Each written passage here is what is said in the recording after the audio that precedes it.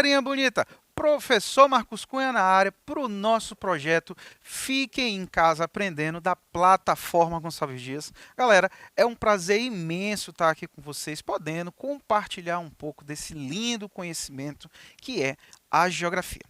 Galerinha, hoje nós temos uma aula muito especial, uma aula muito importante e já te digo, uma aula extremamente atual, tá? Que vai estar caindo aí nas tuas provas, mas principalmente uma temática que o mundo todo está falando. Eu acho que tu já deve começar a perceber o que eu estou querendo dizer, né?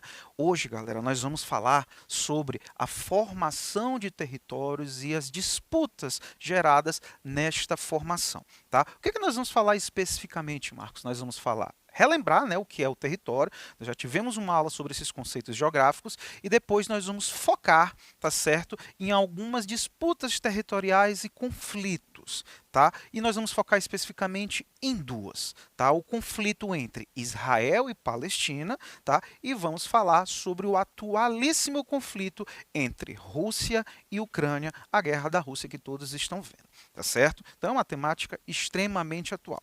Só quero te lembrar que antes de começar essa aula, depois se tu quiser revê-la, tá? Tudo está disponível para ti na plataforma Gonçalves Dias, no YouTube, no Instagram, tem os nossos podcasts também pela Rádio Timbira, também estamos no Spotify, então estamos em todas as mídias aí para te ajudar. Então nos procura lá, plataforma Gonçalves Dias. Belezinha? Então, sem mais delongas, para a gente começar, né, com chave de ouro, respira, ó.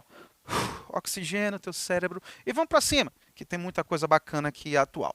Primeira coisa importante, antes de falarmos sobre os conflitos em si, vamos relembrar o que é território e como ele vai estar inserido nessa lógica, tá? Território, galera, nada mais é do que a delimitação de um espaço físico, tá certo? Sendo que este espaço ele pode ser delimitado através de fronteiras, fronteiras tanto artificiais, ou seja, formadas pelo homem, quanto fronteiras pela natureza.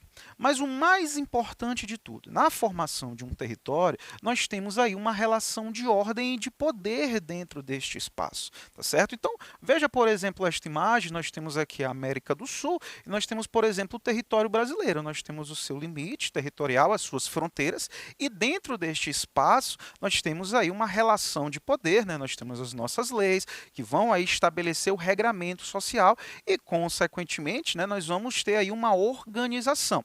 Questão muito importante, veja, nós temos o território brasileiro e, por exemplo, o Uruguai tem o seu território. Dentro do território uruguaio, por exemplo, existem leis específicas desse país, tá certo? Então não esqueça, o território é um espaço delimitado onde se estabelece uma relação de poder. E aí o que é importante, Marcos? Como isso vai exemplificar a questão das disputas? Pois bem, galera, nós sabemos que nem todas as populações, nem todas as etnias conseguiram estabelecer territórios próprios, ou seja, a formação de países.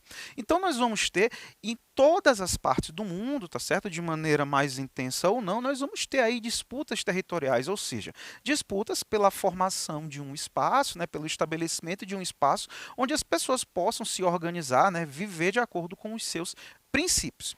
E é nesse contexto que nós vamos entrar aí falando sobre alguns conflitos muito importantes que vão ser gerados aí justamente pelas disputas territoriais.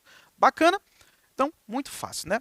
Vem para cá. Agora, vamos entrar no primeiro conflito que eu te disse, né? O conflito entre Israel e Palestina, né? Um conflito que é muito atual, é muito falado, né? Principalmente essa rivalidade entre israelenses e palestinos. A primeira coisa que eu te digo é que esse conflito ele vai ganhar uma grande notoriedade, tá certo? A partir da década de 40. Especificamente 1948, tá certo? Eu já te explico o porquê. Mas uma coisa que tu precisa ter muita atenção, tá? Quando a gente fala do conflito entre Israel e Palestina, nós vamos ter aí três elementos básicos que vão explicar, tá, este conflito, que é a base histórica, é a base religiosa e, claro, a base territorial, tá bom? Marcos, o que, que vai acontecer nesta região? Aqui nós temos o famoso território da Palestina, com a formação do Estado de Israel, país Israel, tá certo? Que foi formado em 1948, e nós temos aqui as áreas da Palestina, né, que são divididas aqui na faixa de Gaza, a famosa faixa de Gaza, e do outro lado nós temos aí o território da Cisjordânia, tá certo? O que vai formar aí o que nós conhecemos como a região da Palestina. Para a gente entender esse conflito, vamos passar para a base histórica agora, tá, galera? O primeiro elemento aí que vai nos levar a compreender é a chamada diáspora judaica e o movimento do sionismo. O que é isso, Marcos? Segundo, tá certo, o processo histórico da formação do povo hebreu, a população, no caso de judeus, ela se espalhou pelo mundo devido ali a perseguições, tá certo? Isso aí desde o Império Romano, e a população judaica ela vai se espalhar, tá? E este movimento ele vai ser chamado de diáspora judaica. Lembrando que no princípio do judaísmo, a região da Palestina, tá certo, é a chamada Terra Prometida, tá certo? Ou seja, era a terra que os hebreus deveriam habitar. Então, galera, a partir desse momento que nós temos aí a população judaica se espalhando pelo mundo, tá certo? Isso ainda no período aí, como eu te disse, do Império Romano, nós vamos ter o surgimento da diáspora judaica. No século XIX, surge um movimento muito importante chamado de sionismo, galera, tá certo?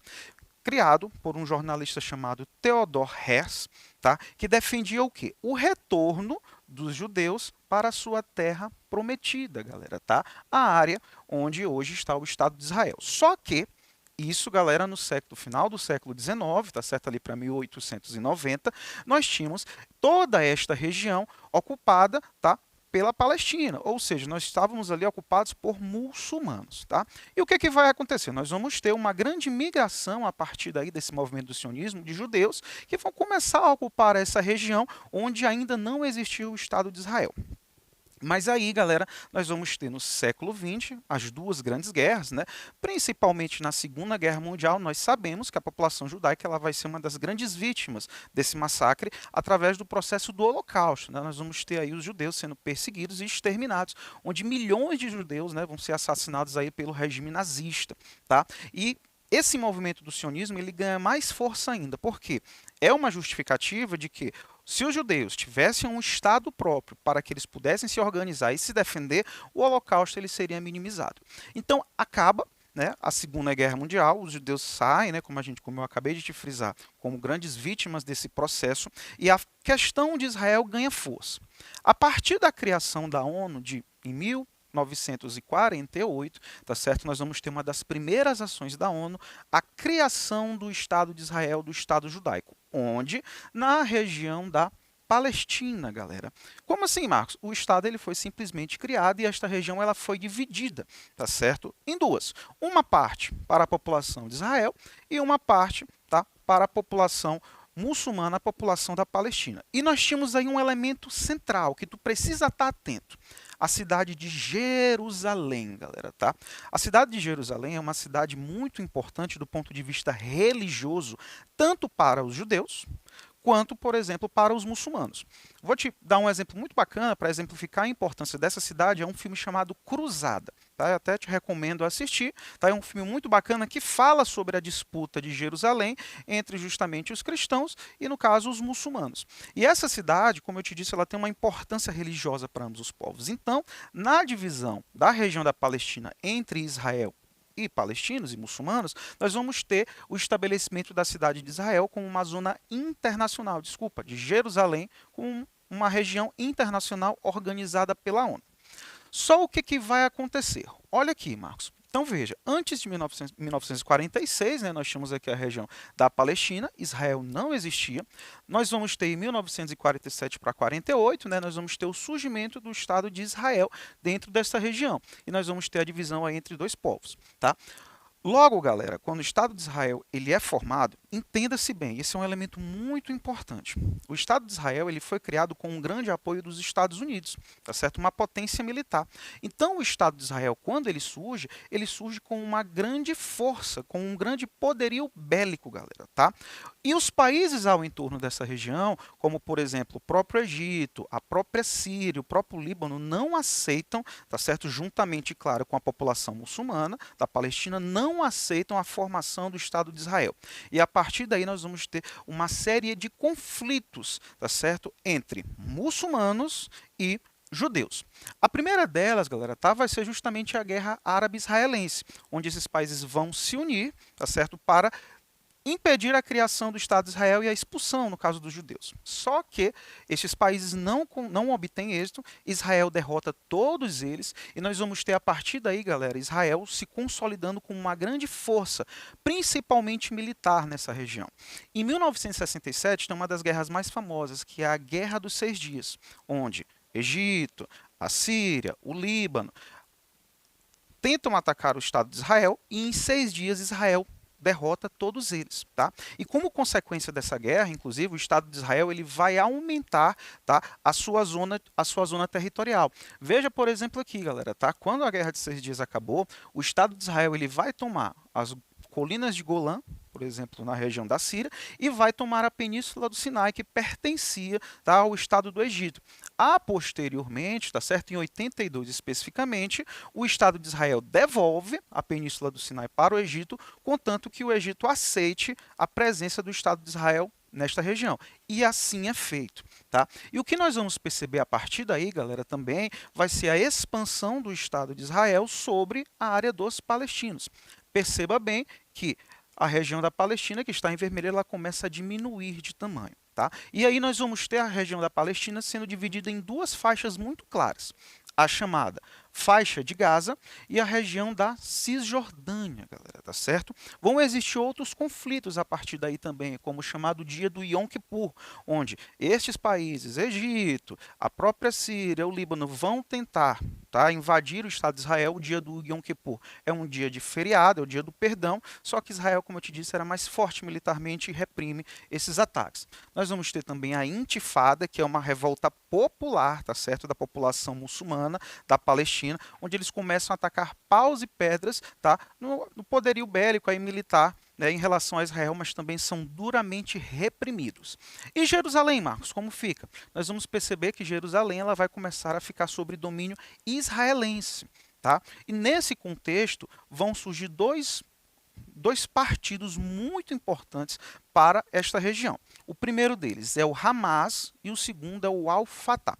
Marcos, o que é esse Hamas e esse Al-Fatah? Vou botar aqui numa outra imagem bem interessante. O Hamas, tá certo, é um partido político que está situado na faixa de Gaza e ele defende a extinção do Estado de Israel e a consolidação de toda a região da Palestina como um único território. E o outro partido importante é o Al-Fatah, galera, tá certo? Qual é a diferença para o Hamas, Marcos? O Al-Fatah, ele já aceita a presença do Estado de Israel, só que defende a organização desta região em um território palestino e um território israelense. E como fica organizado? Nós temos a famosa faixa de Gaza, onde o Hamas eles têm maior força, tá? Onde ele se localiza, e nós temos na região da Cisjordânia, nós temos ali o domínio do Al-Fatah. Questão importante. Para Israel, tá? O Estado, o Hamas, ele é considerado um grupo terrorista, visto que ele também é um braço armado que luta contra, como eu te disse, no caso, a destruição do Estado de Israel, beleza? E hoje nós temos aí essa atual configuração, tá, da região da Palestina e do Estado de Israel. Belezinha? Então, questões aí pontuais, religiosas, territoriais, tá certo? E históricas. Agora vamos evoluir para o próximo conflito, que esse, né, está aí, o mundo todo está atento, que é o conflito entre a Rússia e a Ucrânia, galera, tá certo? Da mesma forma que no conflito anterior entre Israel e Palestina, nós também vamos ter aí variadas justificativas que vão explicar este atual conflito. Que elementos são esses, Marcos? Elementos históricos, elementos culturais e, claro, elementos geopolíticos da importância da Ucrânia para o território da Rússia. Primeira coisa importante que tu precisa entender neste atual conflito, galera, é que a Ucrânia, tá, ela fazia parte, isso no século XX, tá? Após o final da Segunda Guerra Mundial, nós vamos ter o contexto da Guerra Fria, tá bom? E a Ucrânia fazia parte da antiga União Soviética, tá certo? A União das Repúblicas Socialistas Soviéticas, que inclusive está situada aqui, ó. Aqui está a região da Ucrânia, tá? O que a gente vai perceber, galera? Nesse contexto, a Europa era dividida de uma forma muito clara. A região da Europa Ocidental ficava sob domínio capitalista, dos Estados Unidos era uma zona de influência, e a região do leste europeu sobre zona de influência soviética. E quando eu falo zona de influência, não apenas política e econômica, mas também uma zona de influência militar. Isso tu precisa estar atento, tá? O que vai acontecer, Marcos? Após o final da Guerra Fria, em 91, nós sabemos que a União Soviética ela vai se desmembrar em variados países, tá? Sendo o principal deles a Rússia, né? Onde estava a capital Moscou. E a Ucrânia ela também aí vai se separar e formar o seu país individualizado. Mas o que nós vamos perceber? Mesmo com o final da Guerra Fria, galera, a Rússia, isso tu precisa estar atento, ainda é uma potência militar, tá? Segundo dados da própria ONU, hoje a Rússia é o país com o maior arsenal bélico nuclear do planeta, ou seja, a Rússia tem mais ogivas nucleares, por exemplo, do que os Estados Unidos.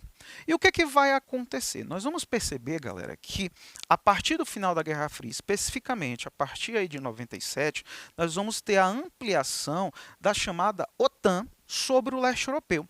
Marcos, o que é essa OTAN?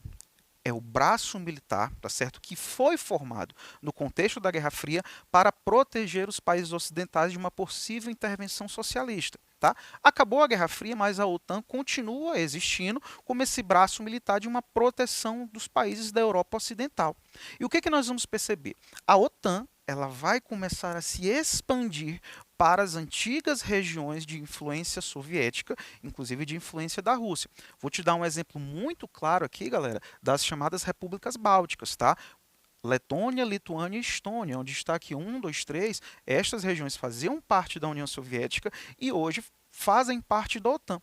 Então, o que a gente vai perceber? A influência do Ocidente começa a aumentar sobre a região do leste europeu. Só que a Rússia ela vai observar este processo de expansão, claro, com maus olhos. Porque a partir do momento que um país ele vai integrar a OTAN, ele vai ter, por exemplo, acesso ao armamento bélico dessas regiões, tá certo? Então, aí entra o chave da questão da Ucrânia. A Ucrânia, galera, entra na questão agora geopolítica. A região da Ucrânia é uma região de muita importância estratégica de localização para a Rússia, principalmente de proteção da capital Moscou.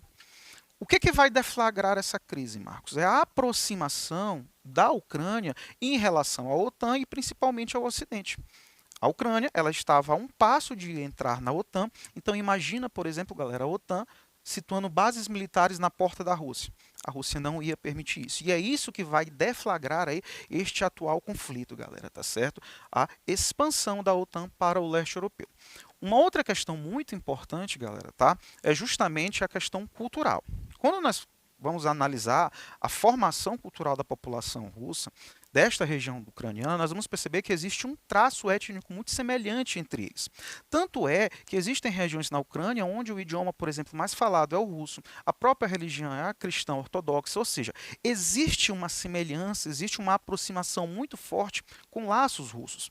Tanto é que o atual presidente da Rússia, no caso Vladimir Putin, ele já disse que a Ucrânia talvez nem deveria existir, porque é um só povo, tá? E nós vamos ter aí como grande estopim desta crise, desta intervenção, tá? A região de Donbass. O que é isso, Marcos? Esta região é uma região pró-Rússia que se declarou independente da Ucrânia, tá? E a Rússia, ela aceitou essa independência. E a Ucrânia não. Então, o que o governo ucraniano disse? Bem, essa região não vai se tornar independente. Principalmente porque tem duas cidades muito importantes ali do ponto de vista econômico, tá? Para a Ucrânia. Donetsk e Lugansk. A partir desse momento que a Rússia diz que estas regiões são independentes e ali é uma população pró-Rússia e a Ucrânia ameaça de intervir nessa região, era o que a Rússia pedia para poder intervir militarmente na Ucrânia, o que nós estamos acontecendo agora. Esta foi a justificativa, tá certo, que o governo russo utiliza de proteger a população russa desta região em relação ao exército ucraniano. Mas nós sabemos que o real interesse é diminuir a influência e principalmente frear a expansão da OTAN para esta região, galera, tá certo? Então, como eu te disse, esta região é estratégica, ela tem traços muito importantes culturais e, é claro, nós temos uma questão militar por trás disso. Tá? Veja o território da Ucrânia, veja o território da Rússia, a OTAN se situando nesta região poderia ser um grande problema para este país, beleza? Então, galerinha, para essas e outras informações, nos acompanhe lá na plataforma Gonçalves Dias, procura depois rever essa aula com calma, vai acompanhando as notícias, é um conflito que ainda está ocorrendo, ou seja, tem muita coisa para acontecer, e nas próximas aulas nós vamos falar sobre as consequências desse conflito para a Europa e também, claro, para o Brasil. Então, galera, é isso aí, valeu!